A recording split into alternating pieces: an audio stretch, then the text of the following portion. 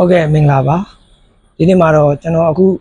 လက်ရှိကင်ထားတဲ့မိန်းမစည်းလေးတွေရဲ့ပါဝယ်တဲ့ပစ္စည်းအစိပ်ပိုင်းလေးတွေတစ်ခုချင်းစီရဲ့နာမည်ကိုရှင်းပြပြောပြပေးလို့ဖြစ်ပါတယ်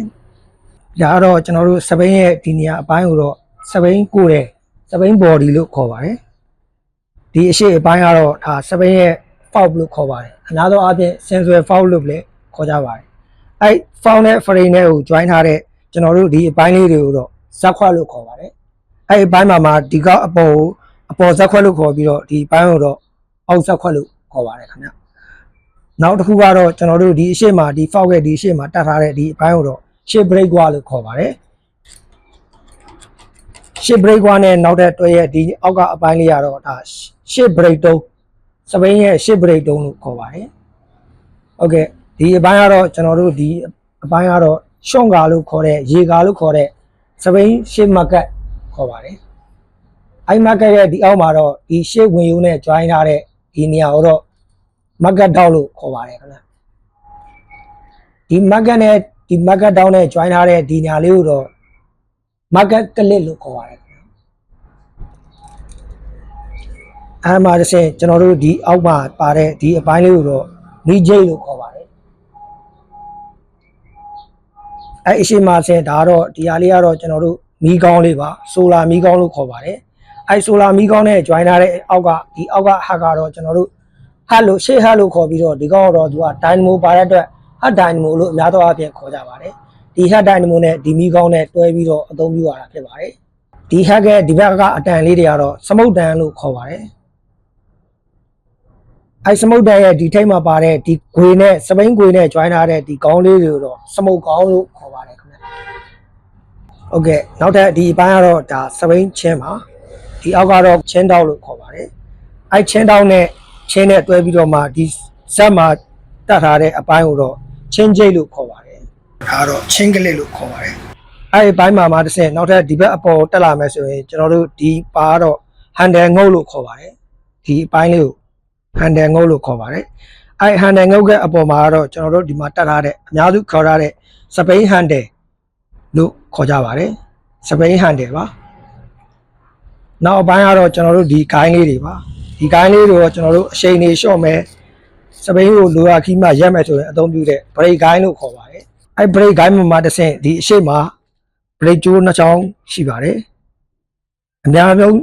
ညာဘက်မှာရှိတဲ့ကျိုးကိုတော့ညာရှေ့ break ကျိုးအဖြစ်အသုံးပြုကြပြီးတော့ဒီဘက်ဘယ်ဘက်မှာရှိတဲ့ကျိုးကိုတော့နောက် break ကျိုးအဖြစ်အများဆုံးအသုံးပြုကြပါတယ်နောက်ဒီဘက်ပိုင်းကတော့ဒါကတော့ကျွန်တော်တို့ handle မှာတိုင်တဲ့ခါကျရင်လက်မနာအောင်လို့စွတ်တဲ့ handle စွတ်လို့ခေါ်ပါတယ်ဒါလေးကတော့စပိန်ရဲ့ဘဲလေးပါဟိုလိုရကြီးသွားမယ်ဆိုရင်ဘဲလေးနဲ့အသုံးပြုပြီးသွားလို့ရပါတယ်အဲ့ရနေမှာဆိုရင်ကျွန်တော်တို့ဒီဘက်အောက်ပိုင်းကိုဆဲသွားပါမယ်ဒီဘက်အောက်ပိုင်းမှာဒီအတန်အခုနင်းတဲ့အတန်ကိုဂီယာဝိုင်းရှေ့ဂီယာအဝိုင်းလို့ခေါ်ပါတယ်ရှေ့ဂီယာအဝိုင်းလို့ခေါ်ပါတယ်အဲ့ရှေ့ဂီယာဝိုင်းမှာတက်မဲ့အတွက်ဒီဟာကိုတော့ကျွန်တော်တို့ခြေနှင်းပြားလို့ခေါ်ပါတယ်ခြေထောက်နဲ့နင်းပြီးသွားတဲ့အပြားလေးဖြစ်တဲ့အတွက်ခြေနှင်းပြားလို့ခေါ်ပါတယ်အဲ့ရဲ့ဒီအနောက်မှာတော့ကျွန်တော်တို့ဒီရှေ့ဂီယာဝိုင်းနဲ့ join ထားတဲ့chain ကြိုးလို့ခေါ်ပါတယ်အဲ့ chain ကြိုးကိုကာဗာလောက်ထားတဲ့ဒီဖုံးတော့စပိန် chain မုံလို့ခေါ်ပါတယ်အဲ့ဘိုင်းမှာဆင်းဒီဘက်အနောက်ကိုဆက်သွားမယ်ဆိုရင်တော့ကျွန်တော်တို့ဒီအနောက်ကိုရဲ့အဓိကဒီမှာလည်နေတဲ့ဟာလေးကိုတော့ free wheel လို့ခေါ်ပါတယ်ဒီ free wheel မှာသူကဂီယာ6ထပ်ပါတဲ့အတွက်ကြောင့်ဒီ free wheel ရဲ့အောက်မှာချင်းကြဒီဂီယာ6ထပ်ချိန်မှုအတွက်ချင်းကြ control တစ်ခုပါပါတယ်နောက်ချင်းကြလို့လည်းအများစုခေါ်ကြပါတယ်အဲနောက်ချင်းကြမှာဒီ chain ကိုလဲအောင်လုပ်ပေးတဲ့ roller ဘိန်းလုံးလေးတွေကိုချင်းကြ core roller ဘိန်းလုံးလို့လည်းအများစုခေါ်ကြပါတယ်ဟုတ်ကဲ့ဒီဘက်ပိုင်းဘယ်ဘက်ချမ်းမှာတော့ဒီအတန်လေးကတော့ကျွန်တော်တို့ကရိုင်းနန်လို့ခေါ်ပါတယ်အဲကရိုင်းနန်နဲ့ဒီ frame ကို join ထားတဲ့ဒီနေရာလေးကိုတော့ကျွန်တော်တို့စုံလို့ခေါ်ပါတယ်အဲစုံမှာကျွန်တော်တို့၃မျိုးရှိပါတယ်ဒီအတွင်းထဲကရှိတဲ့ဟာကြတော့စုံဝင်ရိုးလို့ခေါ်ပြီးတော့ဒီ frame မှာတက်ထားတဲ့ဟာလေးကိုတော့စုံခွက်လို့ခေါ်ပါတယ်အဲစုံခွက်နဲ့ဒီစုံနဲ့ချောင်းမချောင်းကိုချိန်ပေးတဲ့ဟာလေးကတော့ကျွန်တော်တို့ဒီစုံဂျန်းခွင်းလေးလို့ခေါ်ပါတယ်နောက်ပိုင်းကတော့ကျွန်တော်တို့ဒီအနောက်ပိုင်းမှာဒီနောက်ပိုင်းဒီဟာကိုတော့ကျွန်တော်တို့ break လို့အများစုခေါ်ပြီးတော့ဒီဟာကိုတော့မိန်းမကြီးမှာ power break ဆိုပြီးတော့အများဆုံးခေါ်ပေါ်ကြပါတယ်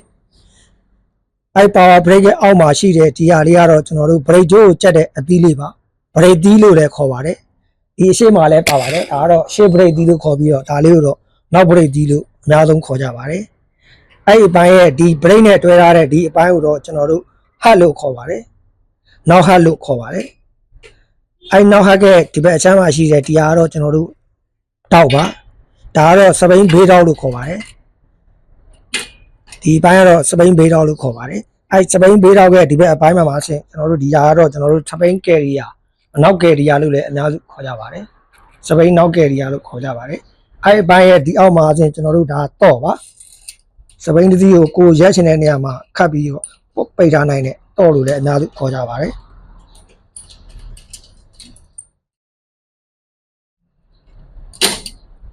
နောက်အပိုင်းကတော့ကျွန်တော်တို့ဒီဟာလေးကတော့ဖင်နိုင်ကုန်းလို့ခေါ်ပါတယ်စပိန်ဖင်နိုင်ကုန်းပါ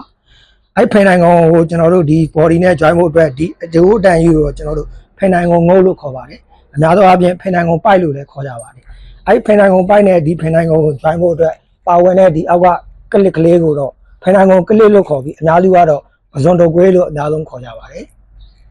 အဲ့အပိုင်းမှာပါနောက်တစ်ခုကတော့ကျွန်တော်တို့ဒီကွိတန်လေးပါဒီ quit လေးကတော့ဒီဖင်နိုင်ကုန်းရဲ့ site ကိုအနေမြင့်လုပ်ဖို့အတွက်ကို